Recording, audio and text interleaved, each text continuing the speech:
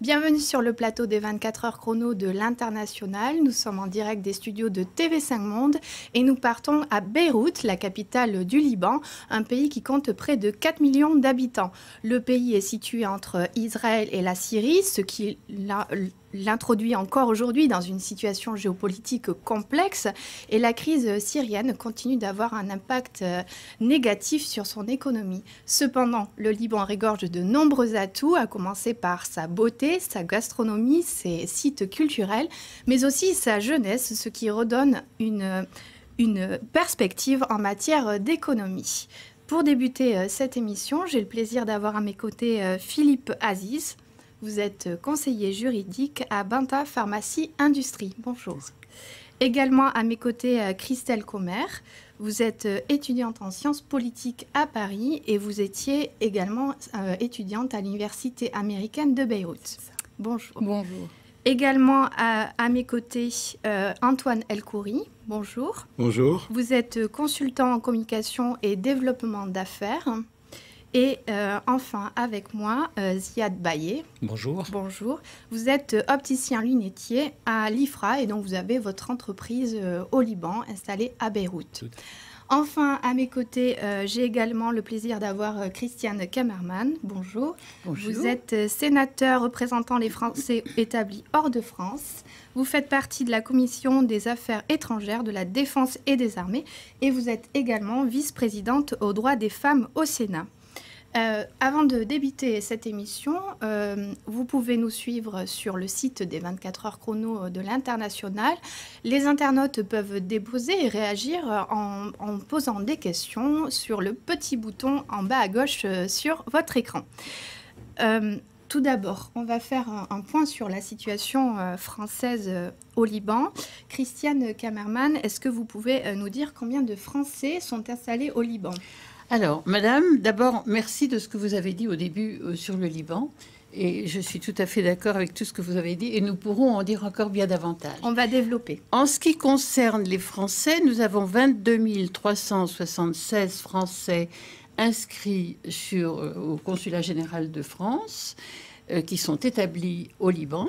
Et puis, nous avons environ 3000 Français qui ne sont pas inscrits, malheureusement, et qui devraient l'être s'ils nous entendent, parce qu'en cas de guerre, en cas de difficulté, ces Français ne sont pas reconnus, on ne les connaît pas.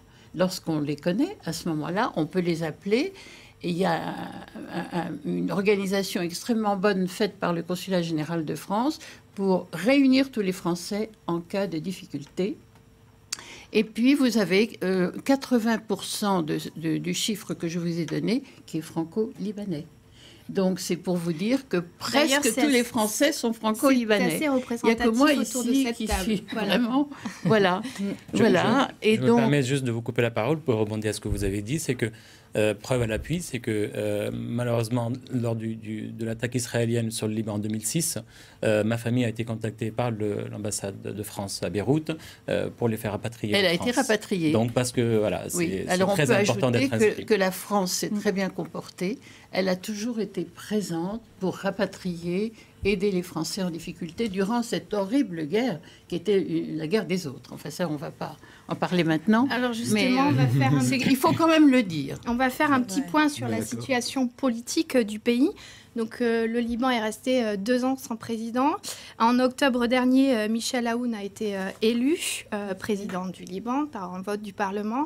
Aujourd'hui, Christelle Commer, quelle est la situation politique? Est-ce qu'il y a des signes d'évolution malgré tout ça? Oui, alors certainement, il y a des signes d'évolution parce qu'on est resté pendant à peu près 2 ans et demi dans un vide institutionnel. Il n'y avait pas de président de la République.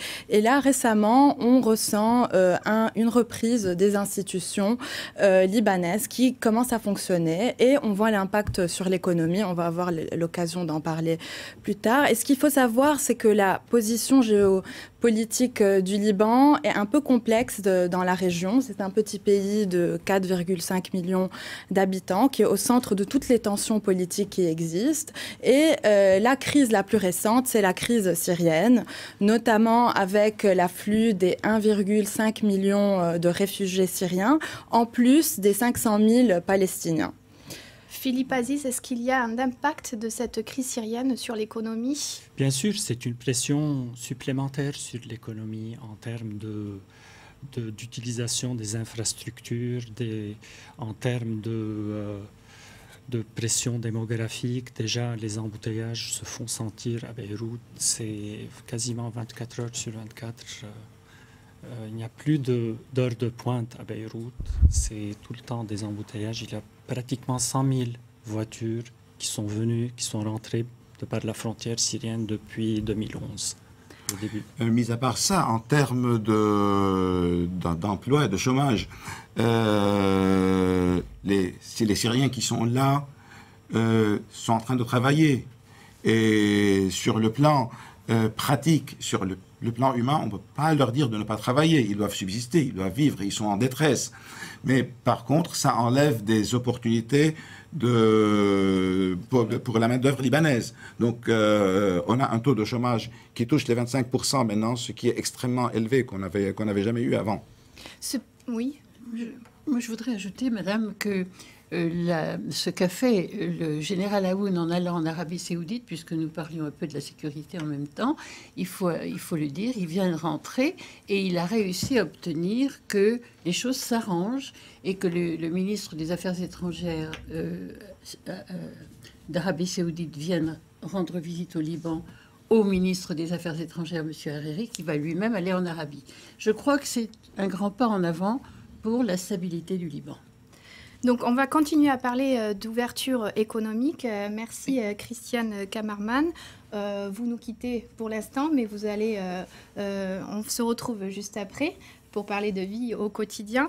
Mais tout de suite, on va écouter un témoignage de Stéphane Attali, nous parler des niches à exploiter au Liban. Il y a de véritables niches à exploiter pour des Français qui souhaiteraient développer des activités au Liban. D'abord parce qu'il y a une culture francophone extrêmement développée au Liban, encore aujourd'hui, même si on note évidemment une progression de l'anglais. La culture française et francophone reste très développée. Parmi les niches que nous pourrions identifier, je parlerai d'abord de la santé. Le secteur de la santé est très développé au Liban. Et encore une fois, c'est un secteur qui culturellement est très proche du secteur de la santé français. Le ministère de la Santé publique libanais a des liens très étroits avec de grandes institutions françaises comme la Haute Autorité de Santé, l'Établissement français du sang, l'Agence nationale de sécurité du médicament. Et les établissements de soins, qui souvent sont privés, sont aussi très proches des établissements de soins français et de cette culture française.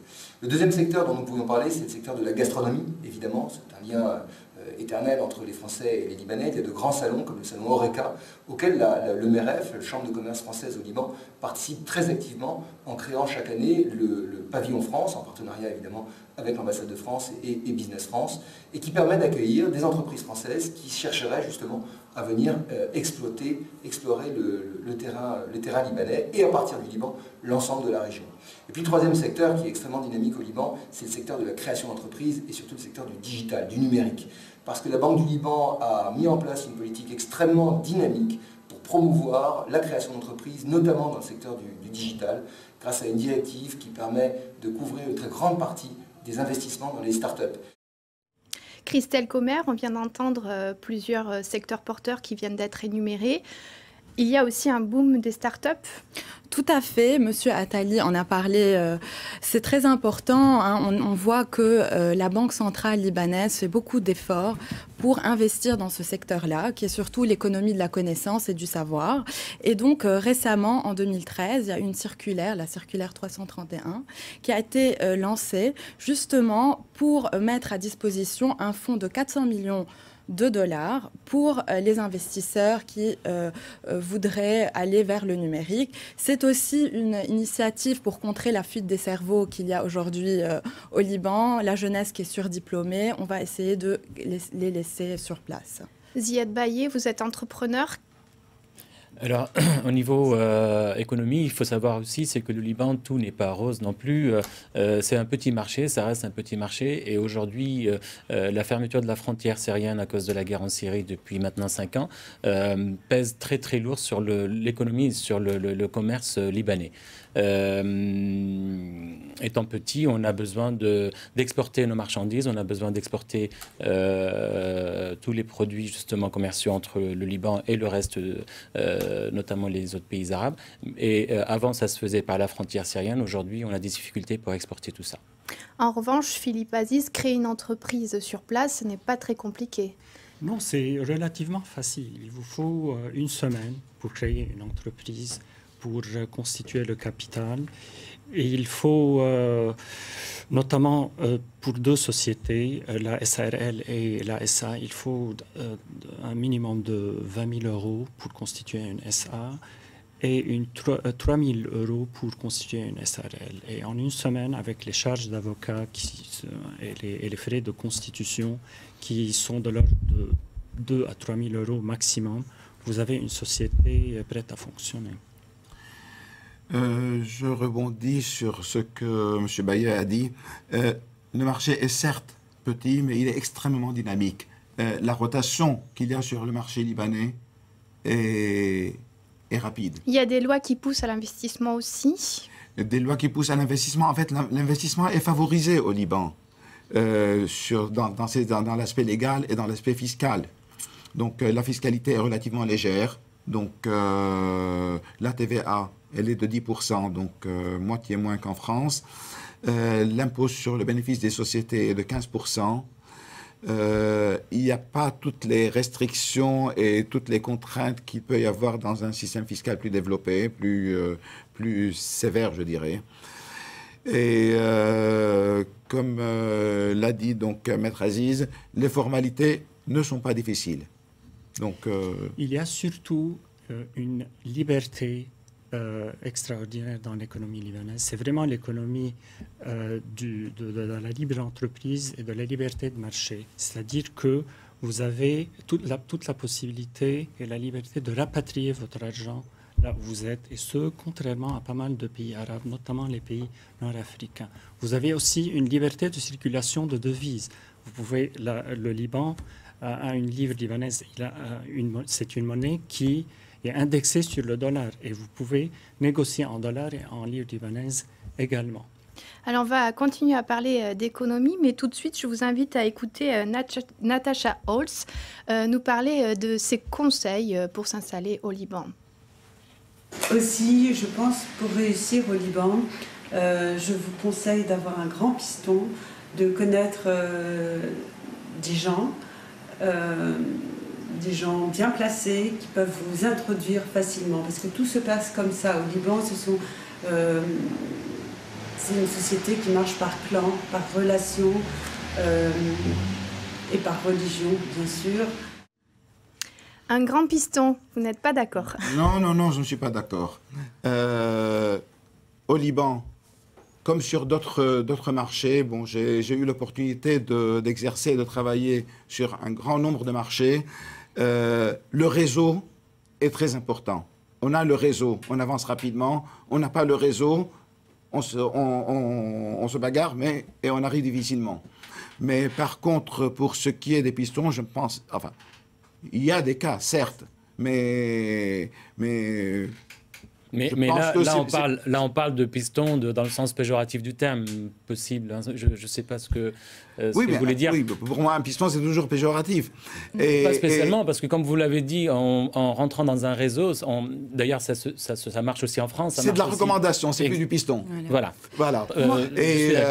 Parce que la recommandation est basée sur des compétences réelles. Le piston, c'est un push qui n'est basé sur rien. Mais mis à part ça, je pense que si on doit en fait parler aux Français qui souhaitent investir, il faut noter que le Liban est un pays extrêmement francophile. Donc un Français qui arrive va voir tout le monde, essayer de lui donner un coup de main, d'essayer de l'aider à s'intégrer, à travailler, quoi.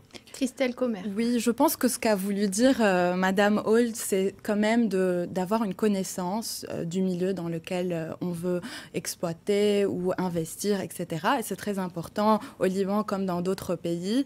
Mais ce qui est sûr, c'est que le Liban étant un pays assez petit, il faut aller vers les personnes clés, les personnes intègres. D'ailleurs, il y a beaucoup de franco-libanais qui sont à des positions très importantes dans le gouvernement libanais, et la France aide beaucoup le gouvernement libanais en ce sens-là. Donc, le mieux, c'est de prendre contact directement avec l'ambassade de France au Liban et rentrer dans les cercles des franco-libanais là-bas. Ziad Baye, vous avez une entreprise. Comment on fait des affaires avec les Libanais? On dit souvent qu'ils ont le sens inné des affaires. Alors, dans mon domaine, c'est vrai que c'est un peu différent de ce qui se passe en France, dans la mesure où la parole vaut 1000 signatures. C'est-à-dire, il n'y a pas de système de prélèvement sur son compte ou sur mon compte. On fait l'affaire, on vend la marchandise et on passe voir mes clients régulièrement, une fois par semaine, une fois toutes les 2 semaines, et on récupère le dû comme ça. Il n'y a pas de contrat, il n'y a pas de prélèvement, il n'y a pas un paiement à 60 jours ou à 30 jours. En tout cas, ça se passe comme ça dans mon entreprise. Et si je ne fais pas ça, je pourrais pas faire des affaires. Plus de clients. Plus de clients. Ce qui signifie que... d'ordre d'achat quand même. Et l'affectif aussi est important. Le relationnel fonctionne beaucoup, et il faut qu'il y ait de bonnes relations, et on peut accorder à certaines personnes beaucoup plus de facilité pour qu'ils puissent travailler et pour que j'ai des clients. Sinon, je peux pas fonctionner. Nous sommes quand même un peuple qui est affectif, c'est-à-dire que les relations personnelles comptent beaucoup. Bien sûr, finalement, c'est le côté professionnel qui va prendre le pas. Si quelqu'un ne fait pas bien son boulot, il ne peut pas être conservé. Évidemment. Vous avez l'air d'accord sur ce point. Oui, je suis d'accord. De toute façon, plus on va vers l'Orient et plus l'affectif prend de la place. C'est comme ça. Mais là, je voudrais aussi relever un point sur le sens inné des affaires. C'est ancestral, en fait. Les Phéniciens, c'est le seul peuple de la planète qui a conquis la Méditerranée sans livrer de bataille. Tous les ports de la Méditerranée étaient des comptoirs phéniciens, donc c'est une forme de conquête, mais sans jamais livrer de bataille. Vous avez beaucoup d'histoires. Je crois d'ailleurs que vous avez une histoire à partager pour faire comprendre les différences culturelles entre les Français et les Libanais. Le Libanais, il se débrouille. On n'a jamais été assisté, on n'a jamais reçu les choses facilement. Donc, le Libanais a appris à se débrouiller, quelles que soient les circonstances. Coupure d'électricité, on installe un groupe électrogène. Ça, c'est pendant la guerre et ça continue. C'est pas forcément une bonne chose, d'ailleurs. C'est une bonne chose, si, parce que sans ça, la vie se serait arrêtée. Oui, mais ça laisse quand même un vide où le devoir de l'État n'est pas présent. Exactement. Oui, mais bon, c'est-à-dire que pendant la guerre... Vous n'êtes pas dans un système quand vous êtes au Liban. Au Liban, vous êtes livré à l'instinct de survie. C'est quelque chose qu'on a développé pendant des centaines d'années. On continue toujours à le faire et on le fait bien. D'ailleurs, il paraît que Lucifer, il était en train de se plaindre des Libanais en enfer. Ils ont éteint le feu, ils ont installé des climatiseurs. Voilà, c'est la fin. Alors, je vous invite à continuer de parler de ces différences culturelles. Merci beaucoup, Antoine El-Khoury, d'être venu sur le plateau, partager votre expérience et votre amour pour le Liban. On va faire une pause et on se retrouve juste après pour parler de la vie au quotidien sur place.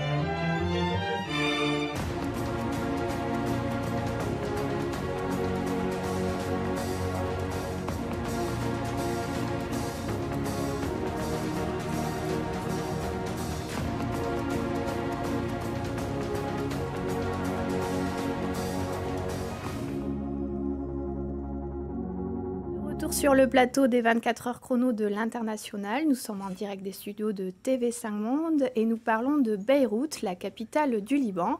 Et les internautes sont invités à nous rejoindre sur le site des 24 heures chrono pour interagir. J'ai le plaisir d'accueillir à nouveau, puisque vous étiez là au début de l'émission, Christiane Kamerman. Je rappelle que vous êtes sénateur représentant les Français établis hors de France. Alors, on n'a pas encore abordé la question de la sécurité. Est-ce qu'au Liban et à Beyrouth, on est en sécurité? Écoutez, je trouve que maintenant, on l'est beaucoup plus qu'avant. Je vais souvent au Liban et je vois que, évidemment, les Libanais ont toujours un petit peu d'appréhension de ce qui pourrait arriver, étant donné ce qui se passe aux alentours, dans les pays avoisinants. C'est pas la peine d'en parler, tout le monde le sait. Il y a vraiment une angoisse, si vous voulez. Mais je constate, moi, à chaque fois que je viens maintenant, que les Libanais sont beaucoup plus relax. Ils sortent, ils vont, ils viennent. Mais ça, ils l'ont fait pendant la guerre. Et c'est ça qui les a sauvés. Parce que dès qu'il y avait un moment de calme, immédiatement, il y avait quelque chose qui se produisait pour pouvoir tenir le coup. Je le savais puisque j'ai subi cette guerre comme les Libanais. Donc, en plus, le pays est magnifique. Donc, il y a le ski en hiver. En été, il y a la plage. Des plages merveilleuses, il y en a moins qu'avant, parce qu'avec les histoires palestiniennes, ils ont pris beaucoup de terrain sur les plages de la Méditerranée au Liban, ce qui est dommage. Il y a aussi un centre-ville qui a été reconstruit d'une façon extraordinaire, c'est très beau. Malheureusement, il y a d'autres quartiers qui sont moins beaux, mais on ne peut pas tout faire à la fois. Et puis, les Libanais aiment sortir, ils ont continuellement de grands mariages, ils ont des cérémonies, ils vont beaucoup dans les cafés, les restaurants sont pleins. Christelle Commer, vous pouvez nous décrire un peu cette atmosphère à Beyrouth? Oui, alors il faut d'abord dire que les services de sécurité aujourd'hui font un travail vraiment remarquable. Il y a l'armée qui est très présente. Donc remarquable, l'armée. C'est pour cela, en fait, qu'on se sent en sécurité, etc., malgré la crise en Syrie qui est juste à côté. Après, Beyrouth, c'est une ville très attachante. C'est une ville où chacun y trouve un peu du sien. C'est désorganisé. Il y a beaucoup de points négatifs, on va en parler. Mais en général, on trouve une diversité qui est extraordinaire. Et du coup, on fait de très belles rencontres. On est à l'aise, on sort beaucoup. Et puis, le peuple libanais, c'est un peuple qui aime vivre. Donc, il y a une ambiance très chaleureuse. On va parler aussi de la vie nocturne qui est très développée au Liban. Les jeunes, par la présence des jeunes, qui est très dynamique. Donc voilà. Les jeunes et les moins jeunes. Les jeunes et les moins jeunes. Tout à fait, c'est ce que j'allais dire. Beaucoup qui sortent le soir. Oui, c'est ce que j'allais dire. Et surtout que, comme disait Christelle, Beyrouth, en particulier le Liban en général, on s'y attache et c'est attachant. Moi, j'ai eu de la chance et l'occasion de recevoir énormément d'amis français qui sont partis au Liban et ils reviennent une deuxième fois, une troisième fois. Ils organisent un quatrième voyage, etc. On s'explique pas, enfin on l'explique pas. C'est comme ça. Il faut venir pour le croire. Je vais vous raconter qu'au Sénat, à chaque fois qu'on sait que je vais au Liban, on me dit « Oh, ce que tu as de la chance !»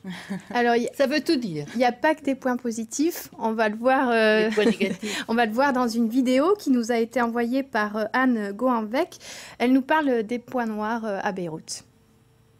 Bonjour Paris. Les points faibles de Beyrouth. Alors tout d'abord, l'électricité n'est pas distribuée en permanence ici au Liban. Et à Beyrouth, au centre, nous avons 3 heures de coupure quotidienne. Et plus nous nous éloignons et plus le temps de coupure augmente, passant à 6 heures, 9 heures, 12 heures et ainsi de suite. Du coup, les bâtiments ont des générateurs pour prendre le relais en production d'électricité, ce qui génère également une pollution atmosphérique supplémentaire à celle des voitures. Donc on a une pollution atmosphérique terrible certains jours, vraiment, et puis une pollution sonore aussi avec les voitures. Christiane Kamerman, pas d'électricité? Pas d'électricité ou très peu, beaucoup de générateurs qui coûtent cher. Donc les Libanais doivent payer la facture de l'électricité du Liban et payer la facture du générateur. Alors que beaucoup de gens sont en difficulté, il y a beaucoup de chômage et il y a beaucoup de personnes qui ne gagnent pas grand-chose. Il y a d'autres choses. C'est une question d'organisation aussi. Exactement. Oui, c'est pénible ça. C'est assez pénible. mais il faut dire que les Libanais ont appris à s'y faire. C'est-à-dire que lorsque vous allez au Liban, vous n'allez pas constater en fait que vous avez un problème d'électricité parce que vous allez la défaillance, voilà, vous allez à l'hôtel, mais même il y a un générateur. Dans tous les quartiers, il y a des générateurs. Dans les immeubles aussi. Dans les immeubles, oui, chaque immeuble a pratiquement. Mais c'est ça le piège justement. Je disais tout à l'heure, c'est l'absence du devoir de l'État. De toute façon, aujourd'hui, ça fait partie. Il n'y avait pas d'État. Il n'y avait pas d'État, mais n'oublions pas que la guerre au Liban est finie depuis 1990 et depuis rien n'a été fait, aucun plan a été fait pour régler ce problème d'électricité.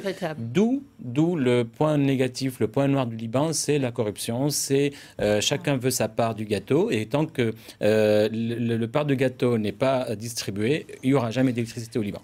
J'aimerais juste préciser un truc sur ce sujet, c'est qu'aujourd'hui, 2 des centrales électriques principales au Liban sont tout à fait prêtes. Il y a eu des contrats avec des sociétés internationales, elles sont tout à fait prêtes. Je pense que le prochain geste du Conseil des ministres, c'est de mettre en œuvre justement ces centrales. Ça pourrait régler facilement plus de 50%. Alors, mis à part le problème d'électricité, il n'y a pas d'eau potable. Absolument. Les infrastructures. C'est ça. Il faut acheter l'eau. Tous les services qui sont les transports en commun également. Voilà, les transports, comme on le disait, sont vraiment en très mauvais état. On va dire que tous les services qui sont censés être prodigués par l'État sont en mauvaise situation. Et donc, il y a le secteur privé, ou absente, voilà. Donc, il y a le secteur privé, là, qui rentre pour combler le vide. Et récemment, c'est important de le dire, il y a une loi qui a été promulguée pour le partenariat public-privé dans l'idée d'essayer de trouver des solutions à ces infrastructures. On en a besoin pour l'économie qui est freinée finalement par tous ces problèmes d'Internet, d'eau, d'électricité. Internet aussi est un problème. Par rapport à ce qui se passe, par rapport à ce qui existe en France avec la fibre optique, effectivement, c'est notamment pour les sociétés, voilà. Ça rame.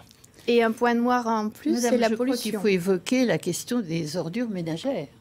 Car ça a été épouvantable pendant 2 ans et demi au Liban. Il y avait des tas d'ordures qui faisaient plusieurs mètres de haut sur plusieurs mètres de large. C'est la crise des déchets. Et cela a apporté des maladies. Il y a eu des maladies de l'urticaire. Il y a eu 2 cas de cette maladie terrible. Ça va me revenir.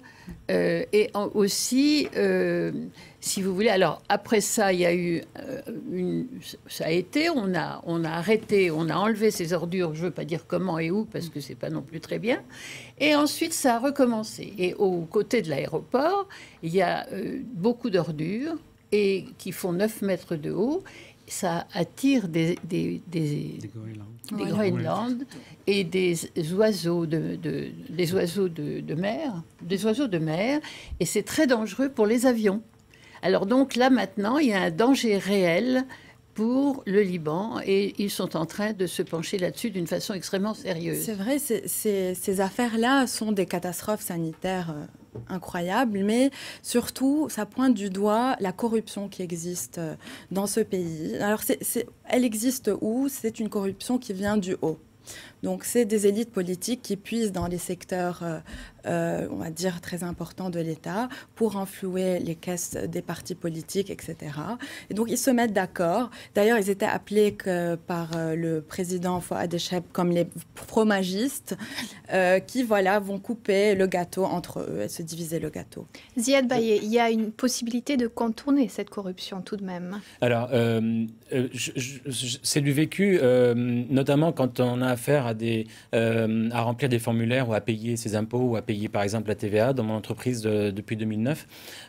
Avant, on y allait personnellement sur place au Trésor public, mais alors là, vous faites la queue pendant des heures et pour ne pas faire la queue, il faut payer à droite et à gauche pour avancer plus vite.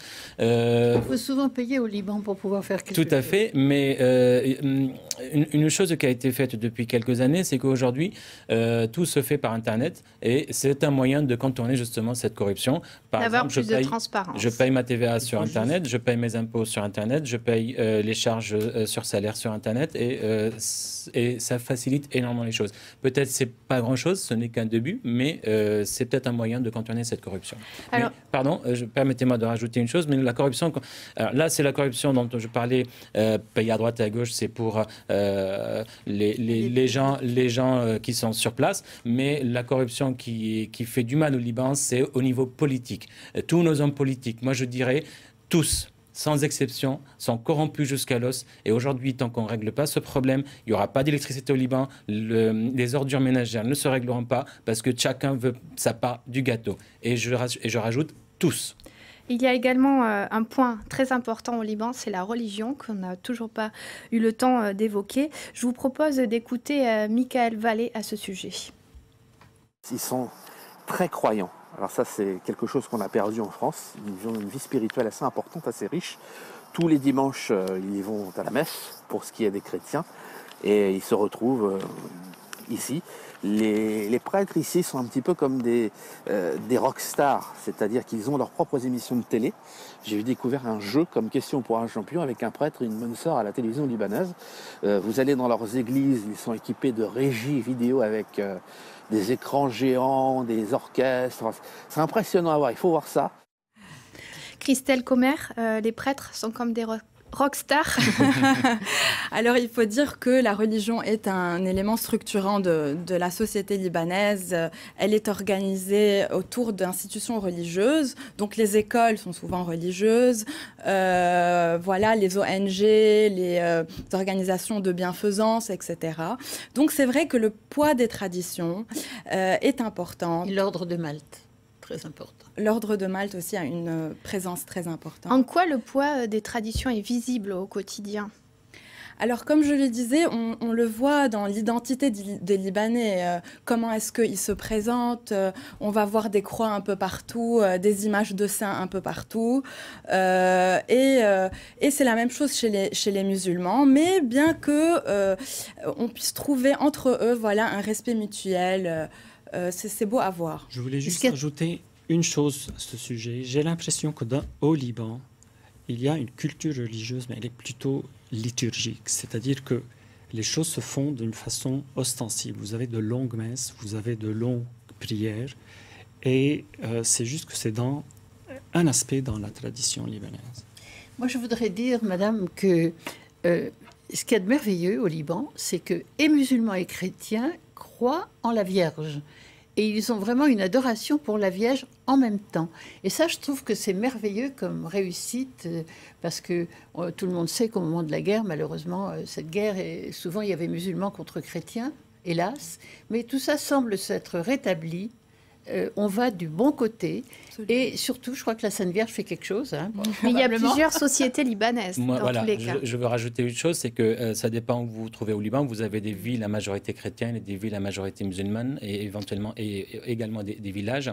Jean-Paul II, quand il s'est rendu au Liban, il disait que le Liban n'était pas qu'un pays, c'est aussi un message pour l'humanité.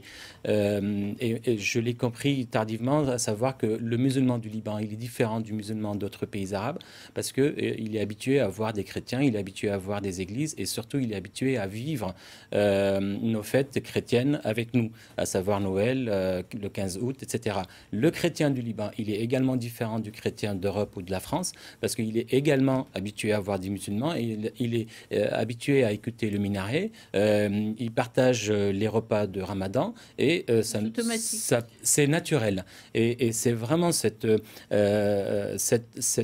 image, elle est, je pense, sauf erreur de ma part, elle est vraiment unique au Liban. Je voudrais dire autre chose. C'est que pendant la guerre, Beyrouth était scindé en deux parties, côté musulman, côté chrétien, l'Est et l'Ouest. Heureusement, maintenant, tout est ouvert et tout le monde se mélange. À tel point qu'on n'a jamais vu autant de musulmans à l'Est de Beyrouth, où étaient les chrétiens et où sont majoritairement les chrétiens. on voit maintenant beaucoup de musulmans qui circulent. D'ailleurs, je veux juste ajouter un petit mot sur la jeunesse, justement. Une jeunesse qui n'a pas vécu la guerre et qui vit aujourd'hui dans des universités, par exemple les Youbi, l'université dans laquelle j'étais. Bien, on est tous là, on se côtoie. D'ailleurs, c'est au cœur de Beyrouth et c'est une zone qui a été très sensible pendant la guerre. Et là, du coup, on voit une jeunesse qui est de plus en plus laïque, qui s'est d'ailleurs beaucoup mobilisée lors de la crise des déchets, qui a, lors des élections municipales dernières, a été vraiment virulente dans les revendications contre la corruption, etc. Donc cette jeunesse, je pense qu'il y a beaucoup d'espoir. Je vous propose d'ailleurs d'écouter les élèves de l'AFE qui sont au lycée français de Beyrouth, qui est un lycée laïque. Absolument. AFE, mission laïque. Pédagogie. Responsabilité. Valeurs humaines. Culture. Créativité. Être dans un établissement de l'AFE, c'est très enrichissant parce que ça aboutit à plusieurs chemins. La mission laïque française, ça nous permet déjà d'enrichir nos options et nos orientations post-bac. Non seulement d'apprendre plein de langues, mais aussi de pouvoir apprendre plein de cultures différentes. Des activités artistiques, le théâtre, l'audiovisuel. Un autre point positif qu'on peut trouver à l'AEFE ou bien dans la mission laïque française, c'est qu'il y a un aménagement pour ceux qui ont des difficultés à être arrangés pour leur donner les mêmes probabilités de succès que les autres élèves. On sent qu'on s'occupe de nous, on sent que chaque personne est concernée, se sent très intégrée. On a les tiers-temps pour ceux qui ont des difficultés. Donc l'élève est non seulement un individu, mais c'est aussi un représentant. Et ils ont le même programme qui est donné partout dans le monde.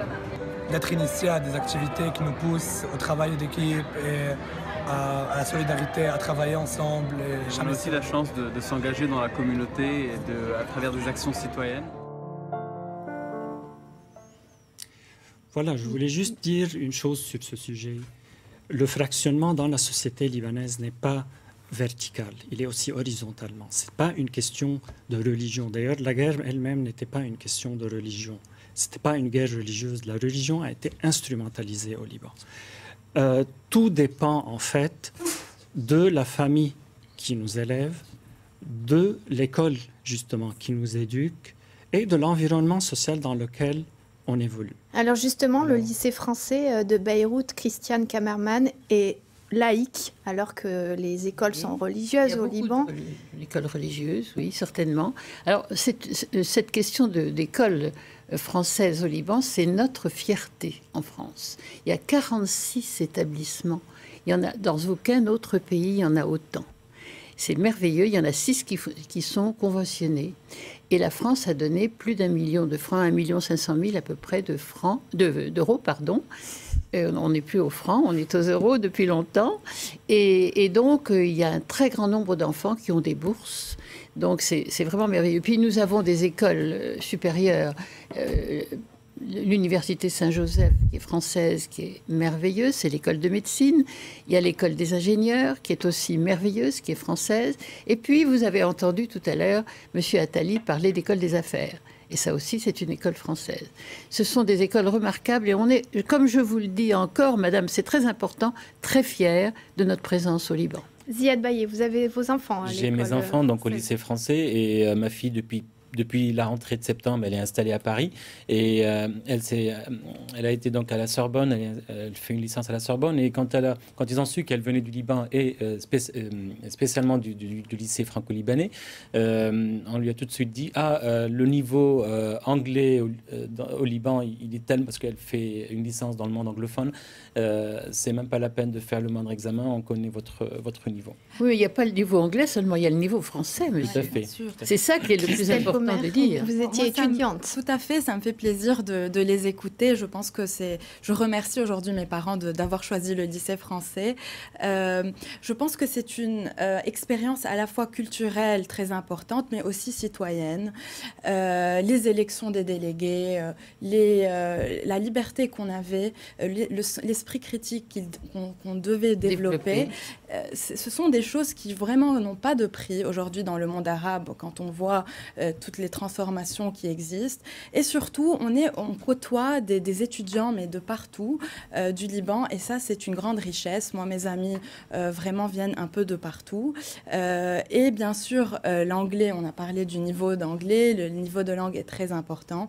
Ils parlent tous l'anglais et le français. Tout le monde parle anglais et français. Nous arrivons à la fin de cette émission. C'est dommage. On a parlé de corruption. On aurait beaucoup d'autres choses à dire. Exactement. Et je vais laisser la parole à Philippe Aziz qui souhaite ajouter un mot sur la corruption. Oui, je voulais juste informer qu'il y a aujourd'hui dans l'actuel gouvernement un poste ministériel pour lutter contre la corruption. Il y a carrément un ministre de la lutte contre la corruption. Vous êtes sûr qu'il n'y a plus du tout de temps pour rien? Ça sera pour l'année prochaine. Sur la cuisine aussi. Exactement. On a encore beaucoup de choses à dire. Vous pouvez inviter les Français à aller déguster les plats au Liban. Merci d'être venu sur le plateau partager votre expérience de Beyrouth. Ça nous a fait plaisir. N'oubliez pas de regarder les bonus à la fin de cette émission et ne nous quittez pas parce que les 24 heures chrono de l'International, ça continue. Et nous partons à Belo Horizonte au Brésil.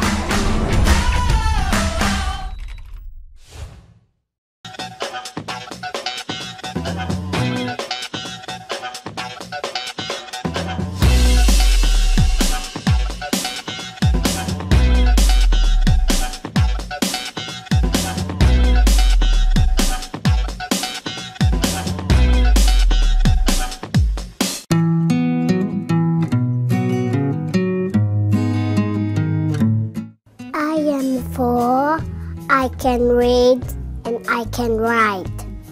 C'est 4 ans, je sais lire et je sais écrire.